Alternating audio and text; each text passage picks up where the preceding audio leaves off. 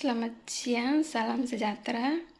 Sebelumnya saya akan memperkenalkan diri saya, karena ini merupakan video pertama saya buat di YouTube.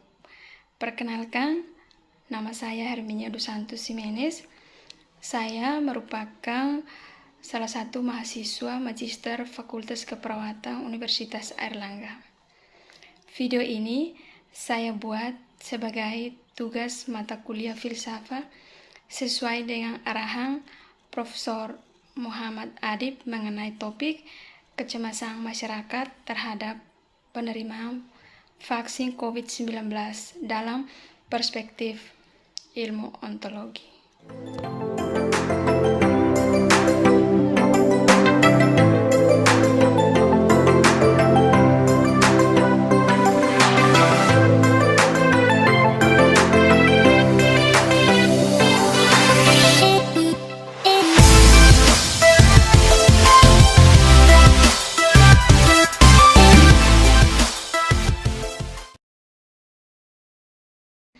Selama ini, kebanyakan ada kecemasan masyarakat terhadap penerimaan vaksin COVID-19.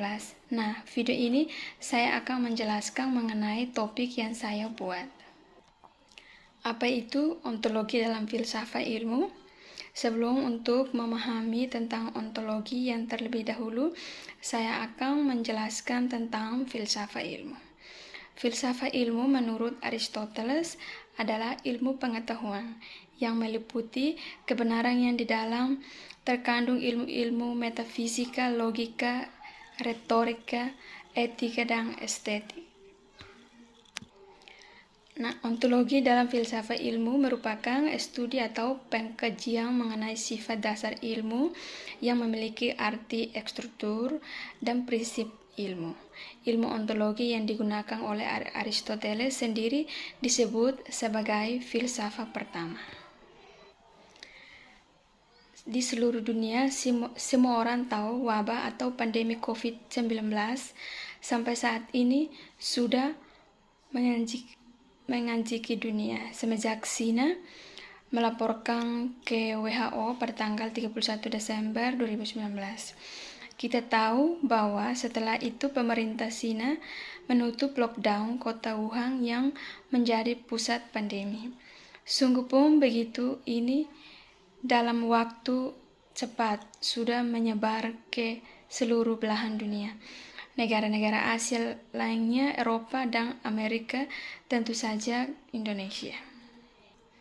Nah, COVID-19 secara tepat menjadi pandemi global yang secara tiba-tiba berubah menjadi krisis, bukan sekedar krisis kesehatan, tetapi krisis multidimensi meliputi pengetahuan, ekonomi, sosial, budaya, dan psikologi, dan krisis ini menuntut respon yang cepat adaptif. Nah, sebagai sebuah dasar dari ilmu pengetahuan, maka penting kiranya filsafat ilmu dijadikan sebagai pisau kajian untuk membahas permasalahan aktual yang sedang terjadi. Yakin penyebaran virus COVID-19 dan kecemasan masyarakat terhadap penerimaan vaksin COVID-19 sehingga dapat dipahami COVID-19 dalam perspektif ontologi.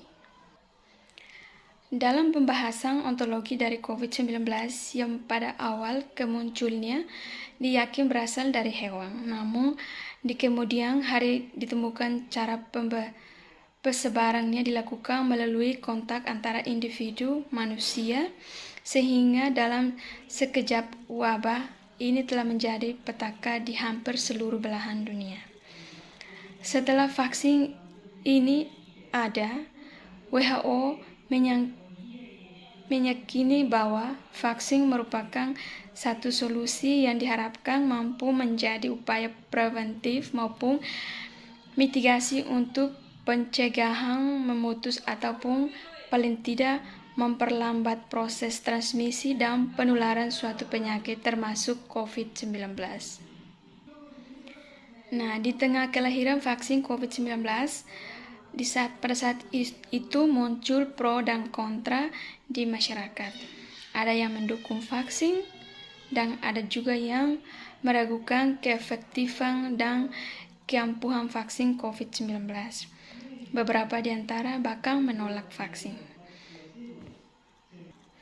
Nah, beberapa pertanyaan yang sering muncul di masyarakat termasuk vaksin adalah mana yang paling baik efektivitasnya, vaksin jenis apa yang paling cocok, dan paling tidak berbahaya bagi kesehatan jangka pendek maupun jangka panjang, serta berbagai pertanyaan lain. Kecemasan, ketakutan, kebingungan, kemarahan, dan berbagai emosi negatif yang muncul akibat kesimpang siuran informasi terkait vaksin justru akan melemahkan imunitas tubuh kita. Nah, sambil menunggu keyakinan terhadap vaksin terbentuk, sebaiknya tetap menjalankan protokol kesehatan. Sebenarnya, manusia tetap dilengkapi dengan kecerdasan tubuh alami atau body intelligence oleh Sang Pencipta. Misalnya, bagaimana tubuh secara otomatis mendeteksi apabila ada virus yang masuk dan bagaimana tubuh bereaksi dengan membentuk antibodi alami untuk memeranginya adalah hal yang telah terbukti efektivitasnya. Mungkin cara mengaktifasi vaksin ini perlu dipelajari dengan sungguh-sungguh. Nah, bagaimana tubuh manusia bisa memproduksi hormon-hormon baik dalam tubuh untuk meningkatkan imunitas sudah dibuktikan dengan berbagai penelitian, terbukti dalam proses penyembuhan. COVID-19 ini ditemukan banyak kasus sembuh tanpa diobati juga meskipun telah terinfeksi. Ternyata ini berlaku bagi mereka yang memiliki gejala ringan. Nah, salah satu tips yang kerap dibagikan adalah dengan memanage stres sehingga tetap terkontrol dan tidak berlebihan. Tetap menjaga kesehatan tubuh dengan istirahat yang cukup, mengkonsumsi makanan dan minuman yang bergizi, berolahraga teratur, dan dengan teknik yang tepat. Ataupun yang paling penting adalah berjemur sinar matahari di waktu dengan teknik yang tepat. Selain itu, berdoa tentu untuk menjadi yang utama.